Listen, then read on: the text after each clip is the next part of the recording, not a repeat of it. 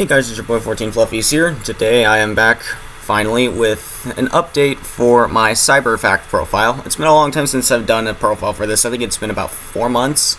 So it's been long overdue, but now that it's post Shining Victories and we've gotten new cards, stuff that would help this deck out a lot. And for the most part it hasn't changed all that much, but with the way the format's gone, it's you're seeing a shift in a lot of the cards that people are playing, a lot of changing choices in terms of back row and spell and traps, stuff like that. And yeah, and so basically this is kind of like my take on it, but in the application of Cyber Dragons and Cyber Artifacts. So yeah, let's get into the deck profile. Starting off, we have our obligatory Cyber Dragon, triple Cyber Dragon. Of course, when your opponent controls a monster, you control no monsters, you can just special summon it from your hand. We've got triple Cyber Dragon Dre. When it's normal summoned, you can make all Cyber Dragon monsters you control level 5, but you cannot special summon monsters except machine type monsters the turn you activate this effect.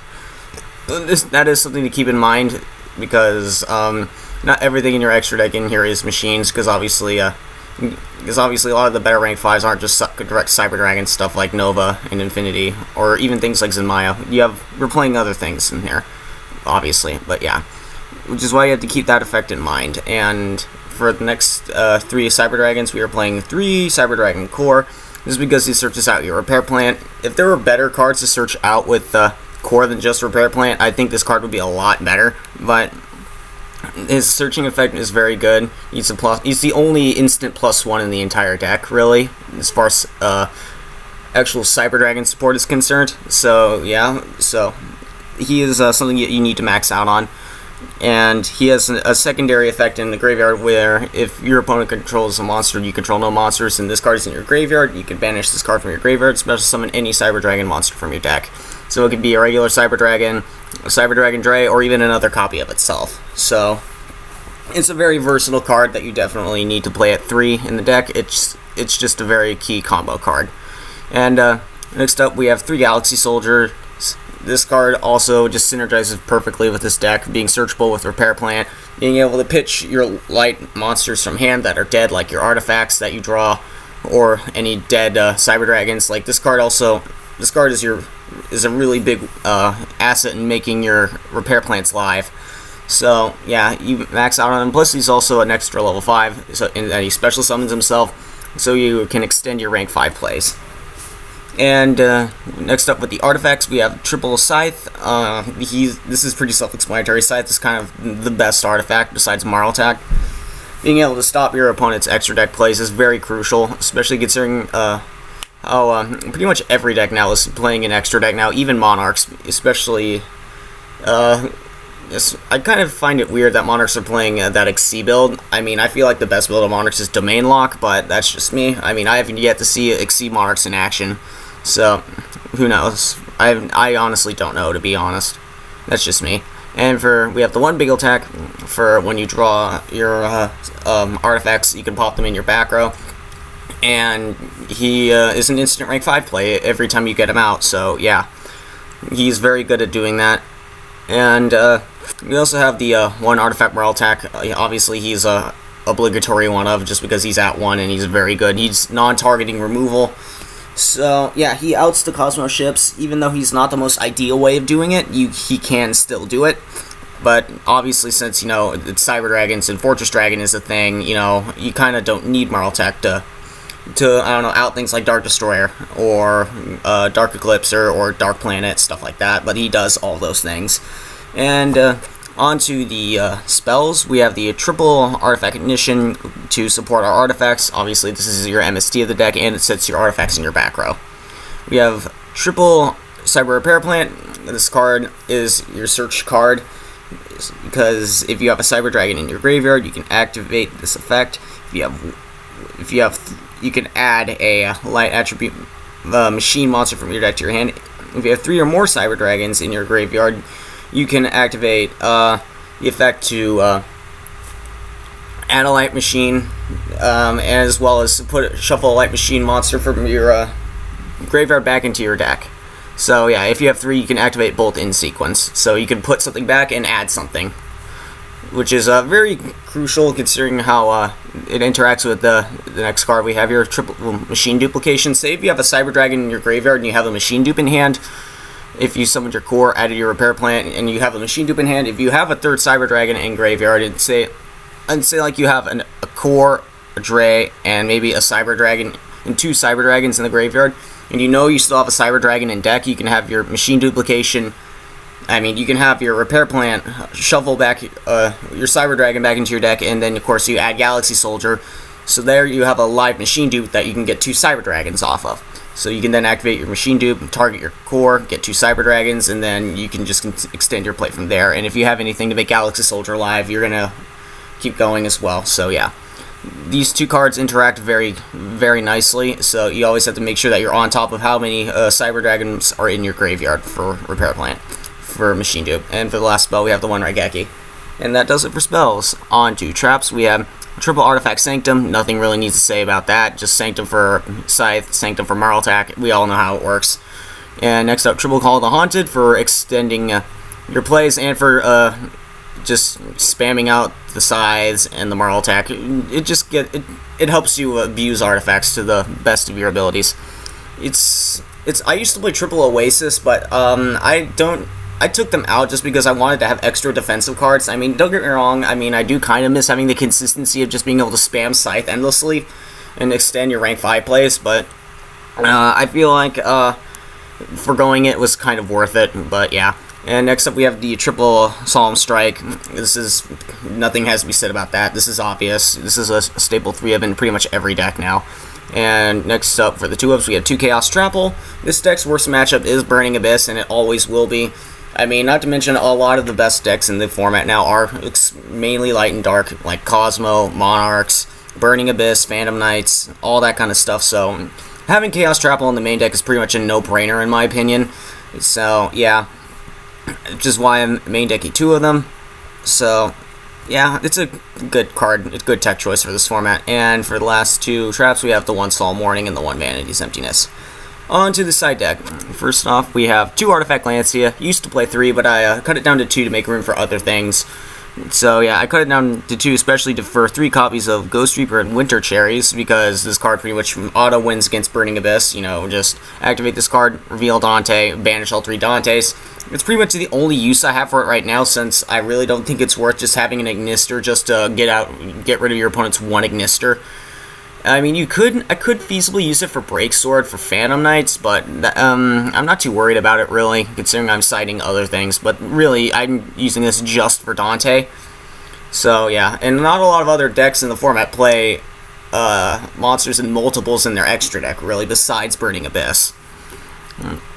So yeah, I feel like this card's best value is just for hitting Dante, unfortunately, but there's a lot of other things you could use it for, like in the mirror match. This card's godlike in any kind of mirror match, like say, like if it's a hero mirror match, okay, just reveal a Dark Law from your extra deck, banish all your opponent's Dark Laws, stuff like that. If it's a Cyber Dragon mirror match, you just reveal Nova, banish all their Novas. So yeah, and if they can't make their Novas, obviously they can't make Infinity, so yeah. And next up we got 2 Maxi, because it's just a really good hand trap, it always will be. So yeah, especially considering how now it's super cheap. It's super cheap now. I don't still have any copies yet, but that's just me because I'm a little lanky like that. I don't have any money. So yeah, but next up we got 3 Twin Twisters. This is obviously this is for back road heavy decks and Monarchs. Like if I do somehow run into Domain Monarchs, this card is definitely getting cited in immediately. Because I need to hit those pesky cards like Domain, March, all those other annoying ass things. So yeah, it just helps a lot. And plus, it can also help you get your artifacts and your cores out of your hand, just so you can set up for things like Cores Effect Engrave or like Call the Haunted for your artifacts, stuff like that. And it also helps make Repair Plant live by discarding any of your Cyber Dragon monsters. And onto the traps, triple Massacre Strip for Monarchs. Monarchs are easily this deck's second hardest matchup behind Burning Abyss, just because they can generate advantage, they can pretty much generate free advantage, and not to mention if Domain happens, you know, you do kind of auto lose, since you have to use your extra deck in order to actually be able to play this deck effectively. So yeah, I mean, don't get me wrong, like Sanctum for Marl Attack could answer Domain does answer Domain, but if they have a second one, that's kind of a thing as well. But yeah, but you do kind of have main decked ways of getting rid of it, like the Marl Attack, the triple Ignition, and Sanctum for Marl Attack. So I don't find myself siding in Twin Twister all that much, but when I do, it's clutch, as it always is. And the Mask of Restricts for Monarchs, like I've said. And lastly, 2 Shadow Imprisoning Mirrors. I feel like Dark Attribute has gained a lot more popularity now that a lot of the better Cosmo support is Dark, like Dark Planet, Dark Lady, and Cosmo Landwalker, I believe it was called. You know, they got a lot, and obviously this card stops things like Dark Destroyer, Dark Eclipser, so a lot of this stuff. So this card has gotten a lot better against Cosmo. Obviously this card's the shit versus Burning Abyss and Phantom Knights. It's fairly decent against Monarchs, although I wouldn't side it in against Monarchs, considering it only stops half the deck, i.e. Eidos, Erebus, and Mega Kais, if anybody still plays that. So yeah, I don't find it as effective against Monarchs. I think Mask Restrict is just better for Monarchs, but yeah, there's that. And that wraps up the side deck. I'm still thinking there has to be a few things to change. You know, I'm feeling good about 3 Ghost Reapers, but I don't know if I want to just play 2 Max C. I kind of want to put it back to 3, but I also don't really feel like I want to play, I want to put this Lancius back up to 3 because I like to side out the triple Scythe for triple Lancia. That's just my philosophy, but it depends. I mean, now considering that Fire King Cosmo go into the extra deck a lot, Artifact Scythe might put in more work in that matchup, but we'll have to see about that. Next up for the extra deck, obviously we have the 1 Dante for Ghost Reaper. We have 1 Zenmayo for clearing out back row and any set monsters. 1 Adrius because this thing has built-in spot removal and is resistant to destruction by card effects. We have 1 Super Quantum Mech Beast Magnaliger because this card is a machine and it's another card to go into if you use Dre's effect. So he is a Volcasaurus as well, so if you do use Dre's effect, you can go into this and just pop a monster and continue your plays. We have the 1 Gaia Dragon, the Thunder Charger for when you're trying to go in for a game, or if your opponent's trying to stall behind set monsters. So this card obviously puts in work there. Just being able to pierce over that shit and just not care. And next up we have triple Cyber Dragon Nova. I feel like this card isn't a mandatory 3 of in any variant of Cyber Dragons just because this card puts in so much work. Obviously, it can get back Cyber Dragons from your graveyard, special summon them. It can also boost itself up to 4200 by banishing a Cyber Dragon from your hand or side of the field. And if it dies by a card effect, or actually goes to the graveyard by a card effect, you can special summon a Machine Fusion type monster from your extra deck, which is why we are playing the Barbroid. Why exactly it's $19? I have no idea. I'm pretty sure that's not legit, but I'll have to look into that on my own time. But yeah. Next up, we have the 2 Cyber Dragon Infinities, because running 3 isn't that. Running 3 is kind of a waste of space in my opinion, but I feel like 1 isn't enough. 2 seems perfect for me, because a lot of the times I find myself wanting to just leave Nova out there just because I want to get a Barbroid for free, just because, you know, you got that Raigeki my Nova, I dare you. You got Psalm Strike my Nova, I dare you. You know, stuff like that. I mean, unless they have double Psalm Strike, but if that's the case, they just wasted 2 cards and 3,000 life points just to stop this thing from being summoned. It's, yeah, I'll take that. We take those, so yeah. And next up, Toucan Stellar Pleiades. This is kind of the next best thing to make in this extra deck outside of Nova. Just because this card synergizes very well with the deck. Obviously, you could bounce back your Call of the Haunteds, you could bounce back your cores if you have Machine Dupe. So if you open core and Machine Dupe, you can summon core, get Repair Plant, Machine Dupe it for 2 Cyber Dragons, make Constellar Pleiades, and then bounce the core back to hand so that you can reuse it next turn to search another Repair Plant. And at that point, since you detach the Cyber Dragon, you can then activate your Repair Plant to search something like a Galaxy Soldier. So yeah, it's a very good play, which is why you definitely want to play Machine Dupe, just because you can get an instant +2 off that shit. It's hot as fuck. But yeah. And lastly, for the Xyz, we have 1 Artifact Arundel just to help augment your artifacts. If you keep drawing those damn things, you can keep setting them. And then you can use this card to interrupt your opponent's plays and have them pop your artifacts, hopefully. I mean, sometimes they do pop stuff I want to keep, like Solemn Strikes and stuff, but it's random. It's random and they do choose. Actually, it's not random. They choose what card to pick, but yeah. Hopefully, if if you're feeling lucky, it'll hit a card that you want them to pop. So yeah, there's that. And for the fusions, we have the 1 Chimeratech Fortress Dragon. I bumped it down to 1 just because I had to make room for the Ghost Reaper targets. Originally I was thinking about cutting a Pleiades, but then in testing, it's just like, oh wait, I really needed the second Pleiades. I really wanted that second Pleiades. So for the meantime, I've cut down to 1 Fortress Dragon.